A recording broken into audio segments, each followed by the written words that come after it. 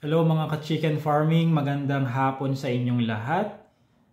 So ito tumambay ako saglit sa isang chicken related na Facebook group upang makakuha ng mga katanungan na pwede kong sagutin, na alam kong sagutin dito sa ating video. At ito galing sa, ito ang tanong ng isang Facebook group member.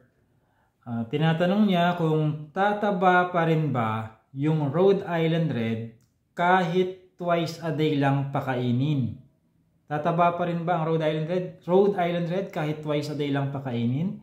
Umaga't hapon lang? Yun ang tanong niya. So, eto, sagutin natin yan base sa ating napag-aralan at na-experience dito sa ating journey sa chicken farming kay Alpha Adventure Farms. My name is JC De Guzman. So, ang pagpapataba ng manok or any poultry animal for that matter ay not so much dependent doon sa kung gaano kadalas o yung frequency ng pagbibigay ng pagkain dito. Of course, may kinalaman din, may factor din yun, no? Kung gaano mo kadalas pakainin yung manok mo.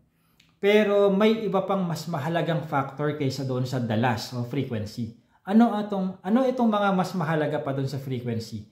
Una is yung type o uri ng pagkain binibigay doon sa ating Rhode Island Red.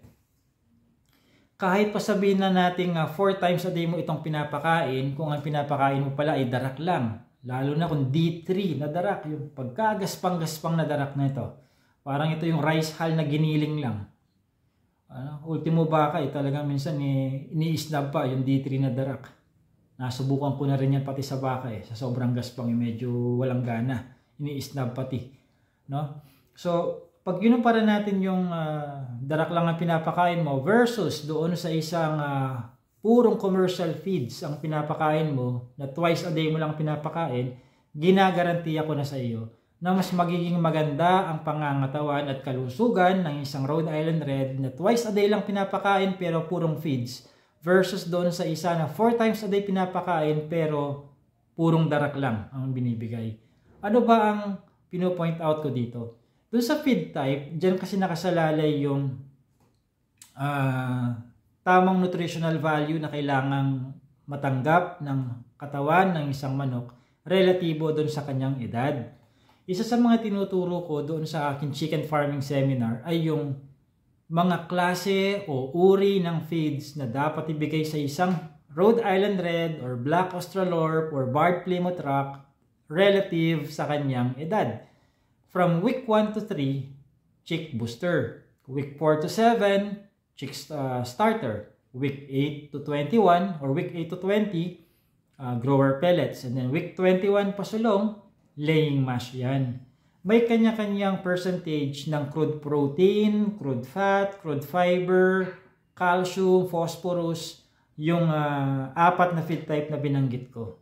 Mas mataas ang crude protein requirement or content ng chick booster. Susunod dyan yung chick starter, susunod ang grower pellets, and then panghuli yung laying mash.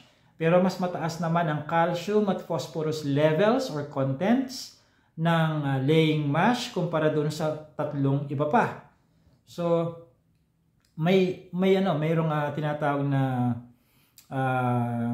dietary requirement, no? Daily dietary or dietary feed requirement, yung or feed dietary requirement yung ating mga alagang manok relative dun sa kanilang edad. So mahalaga yung klase, uri o type ng feeds na ipinapakain sa kanila. Pangalawa na mas mahalaga doon sa frequency is yung dami ng ipinapakain. Kasi kahit na purong feeds ang ipinapakain mo pero kulang pala yung dami ng ipinapakain mo dito. Halimbawa, sinabi natin na 4 times a day mong pinapakain ang iyong Rhode Island Red. Pero dun sa bawat beses na pinapakain mo pala siya, 10 grams lang ang binibigay mo, samantalang ang edad niya ay lampas week 21 week old na dapat ang binibigay mo sa kanya ay nasa 100 hanggang 110 grams sa maghapon. Binibigay mo nga sa kanya 10 grams lang kada pakain 4 times a day. Kahit na mas more frequent ang pagbibigay mo sa kanya, pero kulang naman ang pinapakain pala sa kanya, baliwala yung frequency yun. So, tamang uri ng pagkain at tamang dami. No? Doon sa aking chicken farming seminar, meron akong binibigay na graph doon, table bilang guidance ninyo, kung ilang gramo ba ang dapat makain ng isang Rhode Island Red, Barred Plymouth Rock, or Black Australorp relative doon sa kanyang edad. Halimbawa, kapag ka day old yan, o yung unang linggo niya, kailangan nakaka 15 grams per head per day yan sa unang linggo.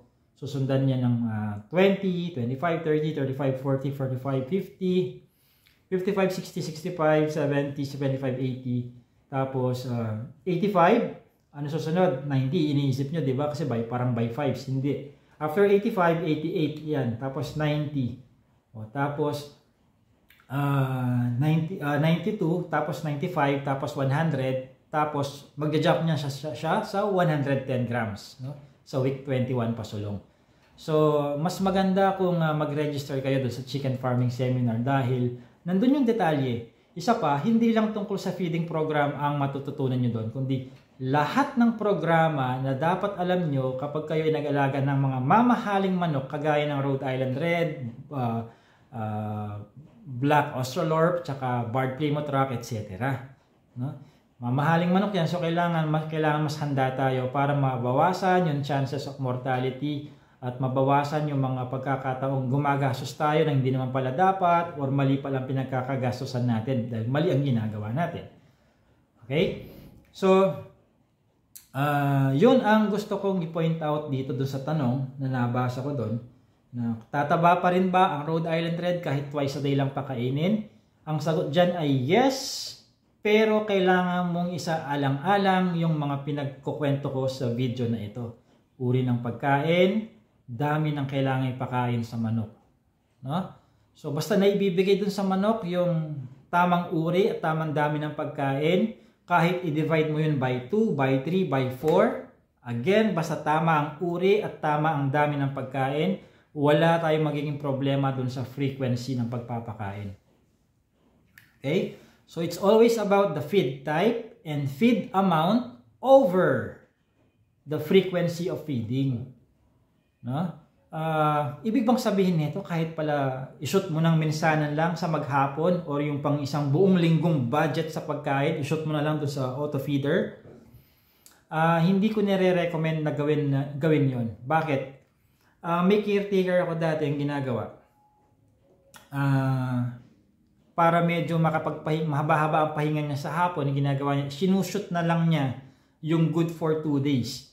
Doon sa auto feeder, kasi mga pakainan namin dito, mga auto feeder, kasya ang 5-7 kilong feeds. So ang problema ganito, ibinibigay niya yung sinimulan niya sa isushoot niyang minsanan yung pang maghapon.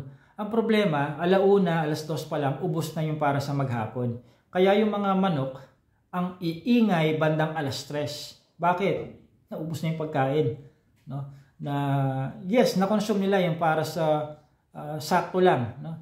Na dapat nilang makain, pero gutumin sila sa bandang hapon. Anong problema ngayon dyan? Diyan na ngayon magsisimula yung cannibalism. Wala silang makain. Anong tutukain nila? Alang tukain nila yung plastic na auto feeder. So anong mangyayari niya kapag nabore ang manok? Pagtitripan niya yung balat ng kapwa niya manok. Uunahin yung balahibo sa buntot hanggang sa matanggal ang balahibo, mamula ang balat niya sa puwitan, hanggang sa itodo niya ang pag-enjoy niya, papaduguin na niya ang puwitan ng kapwa niya manok, hanggang sa todo na natin to, silang lahat ganyan, lalabas na yung bituka, kakainin na nila. Cannibalism, na-experience ko rin yan nung ako nagsisimula pa lamang, mga 4 o 5 taon na nakakaraan. Siyempre, I still didn't know any better during those days or during those years, no? So, nasubukan ko na po yan. Kaya, I don't recommend na i-shoot nyo ng minsanan yung pagkain nila. No? Kasi baka maaga nilang maubos yan at mag-invite yan ng kaugalian na cannibalism. Ang problema pa naman sa ugaling ng cannibalism or feather pecking sila, walang gamot para dyan.